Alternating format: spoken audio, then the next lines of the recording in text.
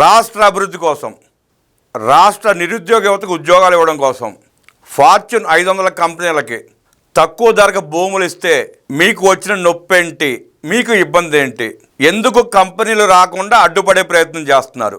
రాష్ట్రం అభివృద్ధి చెందడం మీకు ఇష్టం లేదా? నిరుద్యోగ యువతకి ఉద్యోగాలు రావడం మీకు ఇష్టం లేదా? అంటే రాష్ట్ర వనరుల్ని మీరు దోచుకోవడానికేనా, మీరు మింగడానికేనా అంటూ నిలదీశారు మంత్రి నారా లోకేష్.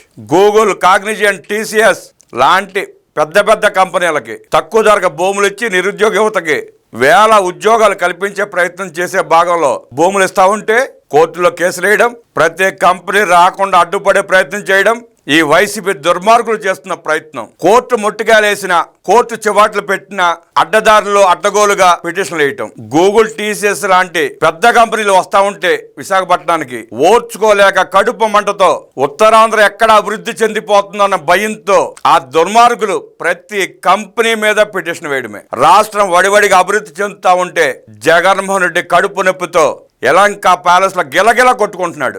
ఈ రాష్ట్రాన్ని 5 ఏళ్లు పాలించి ఈ రాష్ట్ర వనరులు దోచుకుని ఈ రాష్ట్ర ప్రజల ప్రాణాలతో చెలగాటమాడి 35,000 నిండు ప్రాణాలు బలి తీసుకుని 2 లక్షల కుటుంబాన్ని రోడ్ల పాలు చేసి 150,000 మందిని ఆసుపత్రుల పాలు చేసి ఇంకా ఏం బావుకుందామని నువ్వు అడ్డుపడుతున్నావు జగన్మోహన్ రెడ్డి అంటూ మండిపడుతున్నారు వాళ్ళ రాష్ట్ర ప్రజలు. నీకు చేతకాల, నీకు కంపెనీలు తీసుకొచ్చి నిరుద్యోగులకు ఉద్యోగాలు ఇవ్వడం నీకు చేతకాల, అభివృద్ధి చేయడం నీకు చేతకాల, ఒక రోడ్డు వేయడం కూడా నీకు చేతకాల, గుంతల పడ్డ రోడ్ల మీద ఆ గుంటలు కూడా పూడ్చలేని దీన స్థితిలో నువ్వు పాలన చేశావు.